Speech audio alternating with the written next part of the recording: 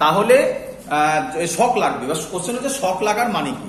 Current বলেছি আমি একটাই লজিক, জলেরও যেমন লজিক হায়ার থেকে লোয়ারে যাওয়া, কারেন্টেরও লজিক হায়ার পোটেনশিয়াল থেকে লোয়ার পোটেনশিয়াল যাওয়া। তোরা রিলেট করতে পারছিস আশা করি আমি কিভাবে বলছি, ক্লিয়ার?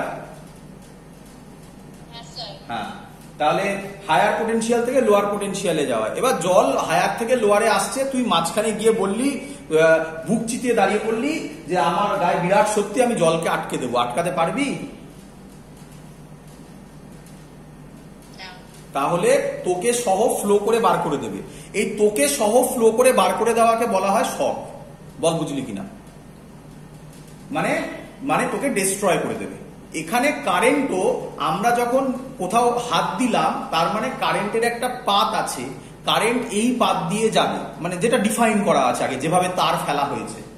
যেই তুই হাত দিলি কারেন্ট কোথায় যেতে চায়, এবার এইভাবে বলি, কারেন্ট জিরো পোটেনশিয়ালকে ধরা হয় গ্রাউন্ড। তাই তোদের অনেকের বাড়িতে যখন ইলেকট্রিশিয়ান এসেছিল, সে চেঁচামেচি করেছিল, দাদা আপনার বাড়ির আর্থিং ঠিক নেই।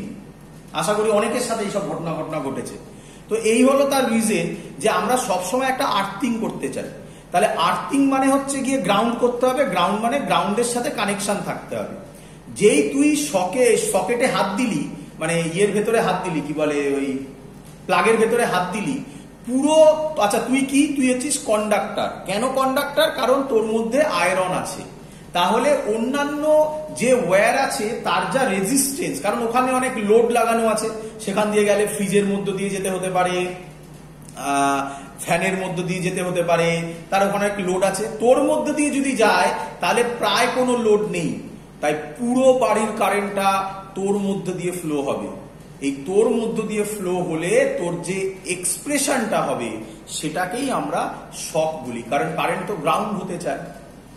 এবার ম্যাজিক দেখ, তুই কি করলি, পুরোপুরি এক্সপেরিমেন্টটা সেম করলি, কিন্তু পায় এবার কাঠের বা রাবারের জুতো পরে এলি। কিরে, শক খাবি কি খাবি না? বল। হ্যাঁ, তাহলে কি হওয়া উচিত ছিল? তাহলে কি হওয়া উচিত ছিল? কারেন্ট ওখান থেকে বেরিয়ে তোর পা অব্দি যাওয়া উচিত ছিল, গিয়ে বলতে পারতো, ওরে বাবা আমি তো গ্রাউন্ড হতে পারছি না, তাহলে ফিরে যাই। ঠিক বললাম কি ভুল বললাম? কিন্তু কারেন্ট তোর হাতের ভেতরেই ঢুকবে না, ও তোর হাতে আসার আগেই বুঝতে পেরে যাবে যে তোর ভেতর দিয়ে গেলে ও কোনোদিনও গ্রাউন্ডে পৌঁছতে পারবে না। তাই কারেন্ট তোর ভেতর দিয়ে ফ্লোই করবে না। বল বুঝলি কি বুঝলি না?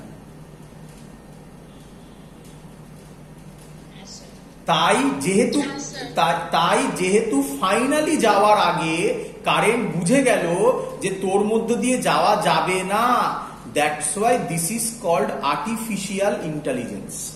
এটার আমি আরেকটা সহজ এক্সাম্পল তোকে এইভাবে বলতে পারি।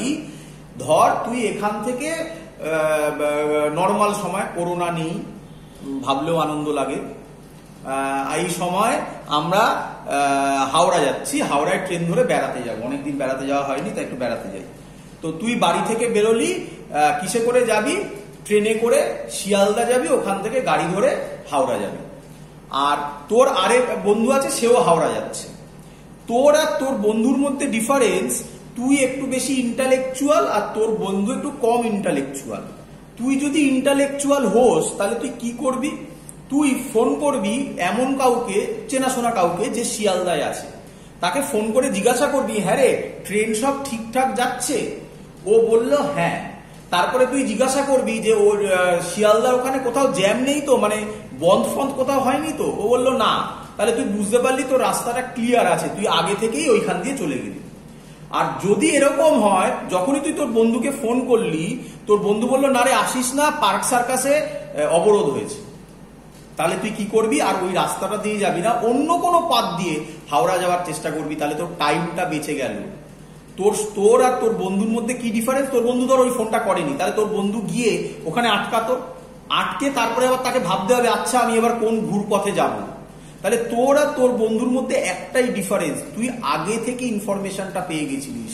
দিস ইজ কল্ড, যেহেতু আমরা এটা তৈরি করেছি তাই this is called artificial intelligence. বল বুঝলি কি বুঝলি না? সহজভাবে বোঝালাম, যতটা সহজ করা যায়। Clear idea? চলো। তো কারেন্টের বাবাজির এই একটা গুণ আছে, তো কারেন্ট এই লজিকটা ফলো করে। তো আমরা সেখানে এবারে করব, আচ্ছা কিভাবে করব আরেকটা জিনিস ভালো করে শুনবি, আবার আরেকটা কনসেপ্ট। তাহলে জলের মতো কারেন্ট ফ্লো হচ্ছে, কোথা দিয়ে আসছে? কথার কথা ধর মাটির তলা দিয়ে আসছে, কথার কথা সুবিধা হবে বোঝাতে। কলকাতার দিকে কারেন্ট মাটির তলা দিয়ে যায়, আর কলকাতার এই সাইডে এলে মাটির ওপর দিয়ে যায়, হাই টেনশন ওয়্যার বলে সেটা। কলকাতার ওখানে সিএসসি দেখি প্রচুর মাটির তলা দিয়ে তার পাতা আছে। যাই হোক, তো ভাব সহজ করার জন্য কারেন্ট মাটির তলা দিয়ে আসছে। তাহলে কারেন্ট মাটির তলা দিয়ে এসে তোর বাড়িতে যখন আসবে তখন নিঃসন্দেহে মাটির তলা থেকে ওপরে উঠতে হবে। ওপরে উঠে এবার ও কার মধ্য দিয়ে যাচ্ছে? কারেন্ট ওখান দিয়ে যখন আসছে ওই তারগুলোর মধ্য দিয়ে আসছে, ওই তারগুলো এমন ভাবে ক্রিয়েট করা হয় যাতে তার রেজিস্ট্যান্স খুব কম করা যায়। কিন্তু ওই একই কথা বললাম, রেজিস্ট্যান্স আমরা জিরো করতে পারিনি, তাই কিছু লস হয়, কিছু করার নেই। তাই ওদের ওই শুধুমাত্র লাইন পাতার জন্যই কিছু কারেন্টের ভোল্টেজের ড্রপ হয়ে যায়। আচ্ছা, ভোল্টেজ ড্রপ কেন বললাম ভালো করে বুঝবি। তাহলে কারেন্ট ওখান দিয়ে ফ্লো হয়ে আসছে, এসে তোর বাড়িতে এলো। তোর বাড়িতে তুই প্রথমেই ফ্রিজ লাগিয়ে রেখেছিস, যেই ফ্রিজের মধ্যে দিয়ে যেতে যাবে ফ্রিজের রেজিস্ট্যান্স হাই। ফ্রিজ বলবে, ফ্রিজের মধ্যে যে ওই সব ইলেকট্রন ওরা সব আছে, ওরা বলবে বাবা যেতে দেবো না কারেন্টকে। কারেন্ট বলে তুমি যেতে দেবে না আমাকে, ঠিক আছে আমি জোর করে যাব। যেই জোর করে যাবে কলিশন বেশি হবে, হিট তৈরি হবে। এই হলো রিজন যে হিট কেন তৈরি হয়। আশা করি অনেকের মাথায় মোবাইলের গল্পগুলো আসছে, চার্জ দিলে হিট হয়, ব্যাটারি খারাপ হলে বেশি হিট হয়, তার মানে ইন্টারনাল রেজিস্ট্যান্সটা বেড়ে যাচ্ছে। এই সব কনসেপ্টগুলো এবার আশা করবো বুঝতে পারছিস কিছু কিছু। তাহলে ওটা হিট হয়, এই হিটের জন্য যে রেজাল্টটা হয় সেটা হচ্ছে ভোল্টেজ ড্রপ হয়, এটাকে বলা হয় ভোল্টেজ ড্রপ। তাহলে তার মানে কি? খুব সিম্পল থিং, আজকের থেকে ল্যাঙ্গুয়েজগুলো ভালো করে বোঝার চেষ্টা করবে।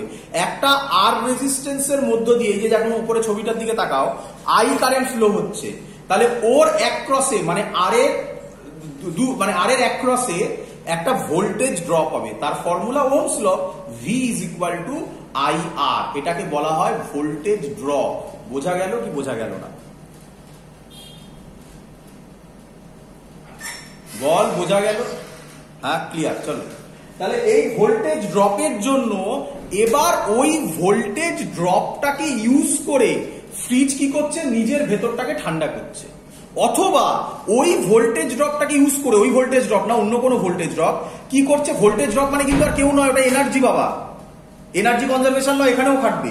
ওই এনার্জিটাকে ইউজ করে টিউব লাইট দিচ্ছে, তাই তার নাম টিউব লাইট।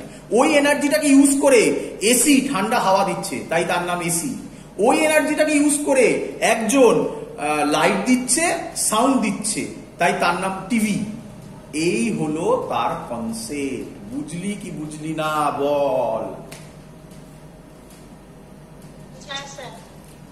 এটাকে আমরা যেহেতু আমি জলের সাথে কম্পেয়ার করতে বলেছি, তাই তোরা এইভাবে ভাব। ওর জন্য বলেছিলাম মাটির তলা দিয়ে ভাবতে সুবিধা হবে। গভর্নমেন্ট মাটির তলা থেকে পাইপ পেতে রেখেছে, ওই পাইপ দিয়ে জল আসছে। আশা করি আসছে অনেকের বাড়িতে, ভালোভাবে জানিস তোরা সেগুলো। তো ওই পাইপ দিয়ে জল আসছে, ওই জলটা তুই বার করে মানে হচ্ছে ভোল্টেজ ড্রপ, এই বার করাটাকে বলা হচ্ছে ভোল্টেজ ড্রপ। ওই জলটাকে তুই বার করে তুই খাবি, তুই স্নান করবি, তুই কাপড় কাচবি, কি করবি তোর ব্যাপার। ওই স্নান করা মানে ভাব টিভি চালানো, কাপড় কাচা মানে ভাব লাইট জ্বালানো। এই হলো এক একজন এক একটা কাজ করে, তাহলে সবাই কিন্তু কি নেবে? ওই জলটাই নেবে, তাই তার নাম ইলেকট্রনিক ডিভাইস। আর এক একজন এক এক রকম কাজ করছে, সেই কাজের নিয়ম অনুসারে এক একজনের এক এক রকম নাম হয়। বুঝলি কিনা বল? এবার আরো ভালো গল্প শোন। এবার তো গভর্নমেন্ট তো মাটির তলা দিয়ে জল পেতে রেখে, জলের পাইপ পেতে দিয়েছে। তো তুই রাস্তা দিয়ে যাচ্ছিস, তোর খুব জল তেষ্টা পেয়েছে, তাহলে তুই কি করবি? তুই কোদাল নিয়ে কি মাটি খুঁড়তে শুরু করবি? কারণ ওখানে তুই জানিস জলের তলা দিয়ে মাটির তলা দিয়ে জলের পাইপ আছে। তাহলে কোদাল দিয়ে যদি মাটি খুঁড়িস বা পাইপটা খুঁড়ে দিতে পারলে ওখান দিয়ে জল বেরোবে, তুই ভাবছিস? নিঃসন্দেহে করা যায়, বাট প্রসেসটা এথিক্যাল সেসব বাদ দে, মানে একটু ডিফিকাল্ট। তার জন্য গভর্নমেন্ট কিছু কিছু দূরে একটা করে ট্যাপ কল দিয়েছে। ওই ট্যাপ কল দিয়ে জল বেরোচ্ছে, ওই ট্যাপ কল গুলোকে কম্পেয়ার করা হচ্ছে। ভাব এবারে, আমাদের বাড়ির ভেতরের দিয়ে সব তার বেছানো আছে, ওই তারগুলো ভেতর দিয়ে গেছে, গিয়ে কোনো জায়গায় ওপেন হচ্ছে, সেগুলোকেই আমরা ওই সকেট বলি বা যেখান দিয়ে আমরা প্লাগ বুঝতে পারি সেই জায়গাগুলো। এবার অনেকের বাড়িতে ওগুলো আগে থেকে তৈরি করে দেওয়া থাকে, অনেকের বাড়িতে অনেকে বলে যে না আমরা আবার এক্সট্রা করে আমার লাগবে, তখন দেখবি ওখান থেকে আলাদা করে বার করে বাইরে থেকে তার এনে করা হয়, অনেকের বাড়িতেই আশা করি আছে। এই হলো এক্সটার্নাল প্রসেস, কেন আমরা আলাদা আলাদা করে সকেট পয়েন্ট বার করি। বুঝলি কি বুঝলি না? আরো আরেকটা কনসেপ্ট লাস্ট এবার বললে এটা মোটামুটি শেষ হবে। তাহলে আমি একটা আশা করব একটা ধারণা দিতে পেরেছি যে কি ঘটনা আমরা ঘটাতে চলেছি। প্রত্যেকের বাড়িতেই হয়তো আছে এসি মেসি, যদি হয় এসি দিয়ে বোঝানো সুবিধা হয়। এসির দেখবি প্লাগটা একদম অন্য রকমের হয়, এসি বা আরো ভালো বলি হিটার ফিটার, মানে যারা হাই ভোল্টেজ ডিভাইস, অনেকের বাড়িতেই দেখবি নর্মাল 3 পিন প্লাগ আছে, সেই প্লাগে তুই যদি হাই ভোল্টেজ ডিভাইস চালাস সাথে সাথে পুড়ে যাবে।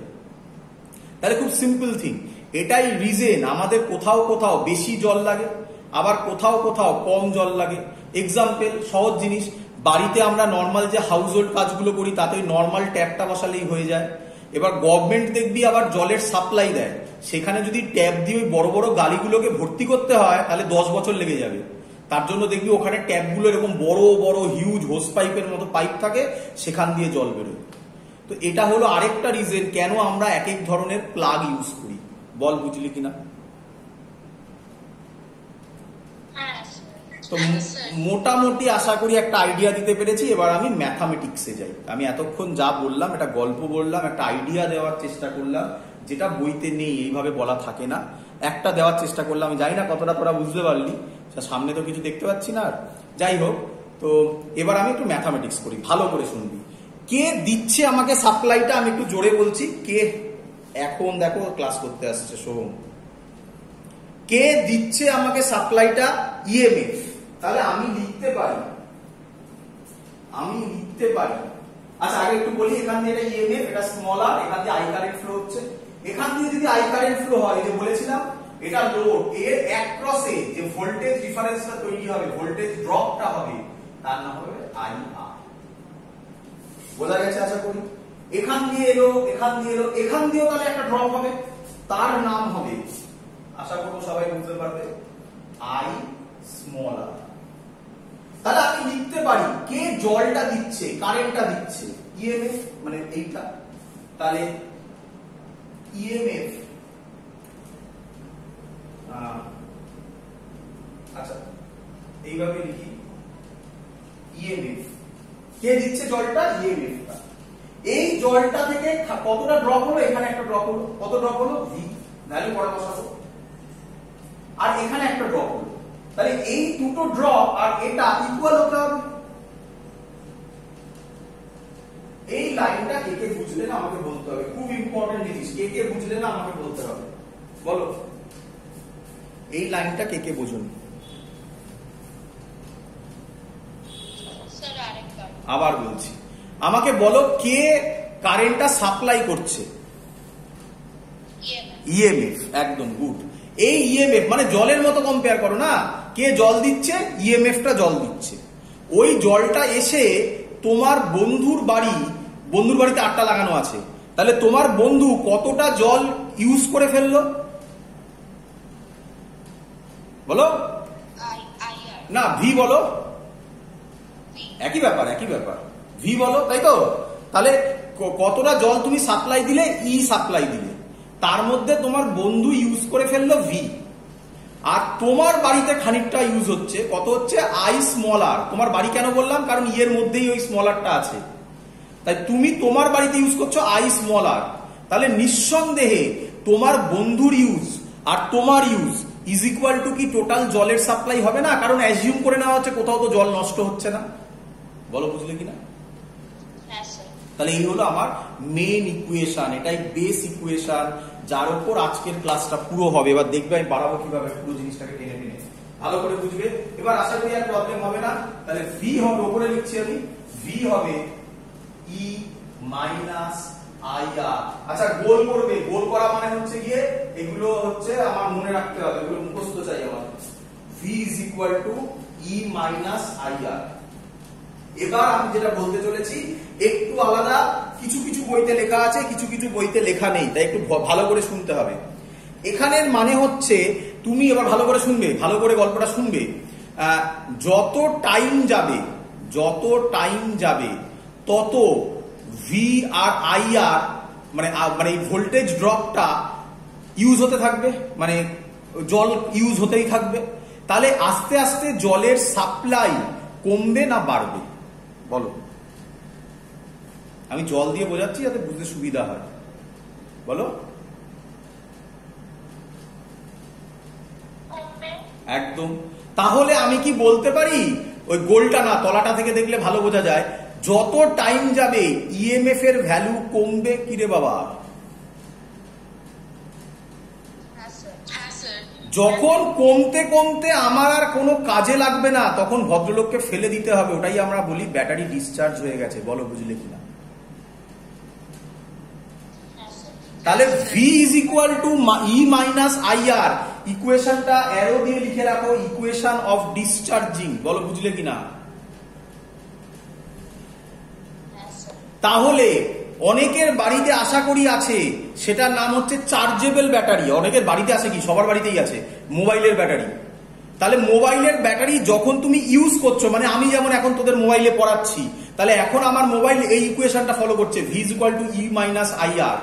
তাই যত টাইম যাচ্ছে আমার চার্জ আস্তে আস্তে কমছে। বুঝতে পারছিস? লজিকগুলো ধরতে পারছিস আমি কি বলতে চাইছি?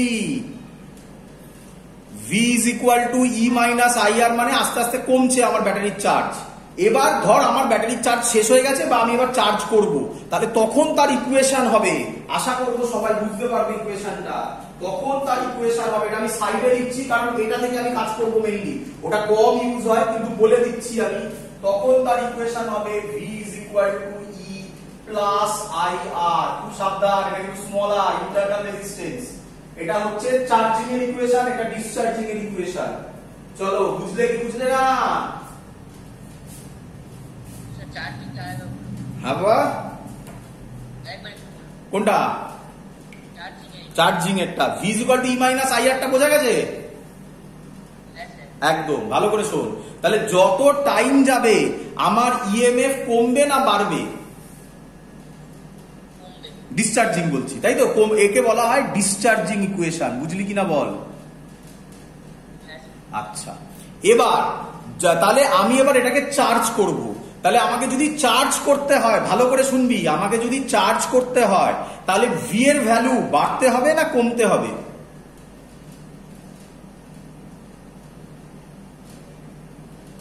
বল, ডাউট হলে ভুল বল না, আমি বোঝাবো তো। কেন কেন কেন ভালো করে শোন। আচ্ছা, আমি আবার বলছি, ছাড় না, অনেক উপায় আছে বোঝানো। শোন ভালো করে, একবারই অ্যান্সার দিতে পারবি না, ভুল অ্যান্সার দিলে অন্যভাবে বোঝাবো। ভালো করে শোন। আমার মোবাইলের ব্যাটারিতে, আমি মোবাইলে তোদের এখন পড়াচ্ছি, তাহলে অ্যাজিউম কর V is equal to I R. এটা হচ্ছে তোদের যে পড়াচ্ছি সেটা, কারণ ইন্টারনাল রেজিস্ট্যান্সের অ্যাক্রসে যেটা হয় সেটা খুব নেগলেজেবল, সেটা আমরা অনেকেই ধরি না। এটা একটা ভালো এক্সাম্পল দিতে পারি। হ্যাঁ রে, টিভিতে এখন অ্যাড কমে গেছে, এখন তো অবস্থা খুব খারাপ। যাই হোক, ডুরাসেলের একটা অ্যাড দিত না? ডুরাসেল একটা ব্যাটারি, যে ব্যাটারি লাগালে নাকি কোনোদিন আর ব্যাটারি লাগাতে হবে না। কি রে? তাহলে আজকে থেকে ডুরাসেলের অ্যাডটা এইভাবে ভাববি, ডুরাসেলের ইন্টারনাল রেজিস্ট্যান্স অন্যদের থেকে কম, তাহলে ওর অ্যাক্রসে ভোল্টেজ ড্রপটা কম হয়ে যাবে। তাহলে যত আইআরটা কম হয়ে যাবে, আমার ম্যাক্সিমাম জলটা কোথায় ইউজ হবে? ভিতে ইউজ হবে, মানে আমার কাজে ইউজ লাগবে। বল, বুঝলি কিনা? তাহলে এবার এইভাবে ভাব, আমি যে তোদের পড়াচ্ছি সেটা ভাব, এই যে তোরা আমার ভিডিও দেখছিস, আমার গলার আওয়াজ শুনছিস, এটা হচ্ছে V is equal to I R এর জন্য, আই ক্যাপিটাল আর এর জন্য। তাহলে এবার বল, নর্মালি কনসেপ্ট ইউজ কর, যত টাইম যাবে তোরা এই দেখার পরিমাণটা কমবে না বাড়বে আস্তে আস্তে, এবং এক সময় কি হয়ে যাবে যদি আমি চার্জ না দিই? কি হয়ে যাবে বল? কমবে, বন্ধ হয়ে যাবে তো নাকি? হ্যাঁ, রূপম, বুঝতে পেরেছিস? তাহলে ভি এর ভ্যালু কি হচ্ছে? কমছে। এবারে আমাকে এটাকে ভি এর ভ্যালুকে বাড়াতে হবে, তাহলে মাইনাস বাড়াতে যদি হয় তাহলে আমাকে তখন চার্জ দিতে হবে। তাহলে ওটা মাইনাস হবে না প্লাস হবে? তাহলে V is equal to E plus I আরটা হচ্ছে চার্জিং এর equation, V is equal to E minus I আরটা হচ্ছে ডিসচার্জিং এর ইকুয়েশন। আমাদের সব বইতে ম্যাক্সিমাম বইতে V is equal to E minus I আরটাই করা আছে, ই প্লাস আই আরটা খুব কম বইতে করা আছে। আমরা ইউজ করি কম ই প্লাস আই আরটা, আমাদের খুব কম লাগে, তাই ওটা আর বলবো না। ই মাইনাস আই আর নিয়ে আমি কাজ করবো মেনলি। বল বোঝা গেছে? আমি শুরু করবো ক্যালকুলেশন করবো। এবার আমি যা করব যোগ বিয়োগ করবো। হ্যাঁ হ্যাঁ, কোনো ডাউট হলে বলো। নেই কারোর ডাউট? আমি এবার যে যা করবো যোগ বিয়োগ করবো, আমাকে আশা করি বেশি আর বলতে হবে না, না হলে আমাকে বলবে, আমি জিজ্ঞাসা করবো। চলো পরপর করে লিখছি। আমি পরের লাইন লিখতে পারি E is equal to I capital R plus small R. তাহলে আই হবে, গোল করবো মানে আমার লাগবে, গোল করবো মানে আমি এদের নিয়ে কাণ্ড কারখানা ঘটাবো।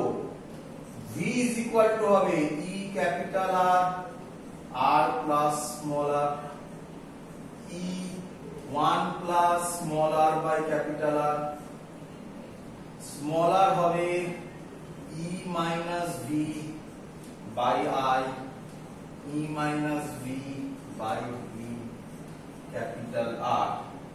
গোল হবে এগুলো আমার লাগবে। কে কে বুঝতে পারেনি আমাকে বলতে হবে, কোন ইকুয়েশনটা বুঝতে পারোনি আমাকে নাম দিয়ে বলো, আমি বোঝাবো। বলে বলো কোন ইকুয়েশনটা বুঝতে পারোনি আমাকে বলো। V is equal to E minus I R, এটা হচ্ছে প্রথম ইকুয়েশন।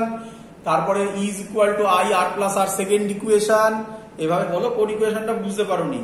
যারা যা বুঝতে পারছো না পরিষ্কার বলো, এখানে লজ্জা পাওয়ার কোনো ঘটনা ঘটে নাই। বলো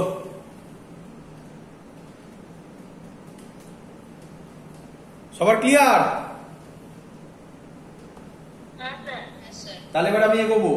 এবার আমি একটু কঠিন জায়গায় যাব। ভদ্রলোকের নাম হচ্ছে গ্রাফ। এই গ্রাফগুলো পরীক্ষায় দেয়, আগের বছরই পরীক্ষাতে এসেছিল। আগের বছর আসেনি তো তোমাদের বেলায় আসার চান্স আছে যদি পরীক্ষা হয় প্রোভাইডেড। তাহলে তার গ্রাফ হবে, প্রথম গ্রাফ আমি লেফট হ্যান্ড সাইড মুছছি, প্রথম গ্রাফ। আচ্ছা আমি তো মুছে দিলাম, এটাও মুছে দিলাম। কে আমাকে একটুখানি বলবে, একবার একটু শুনে নি, ক্যাপিটাল আরটা কি?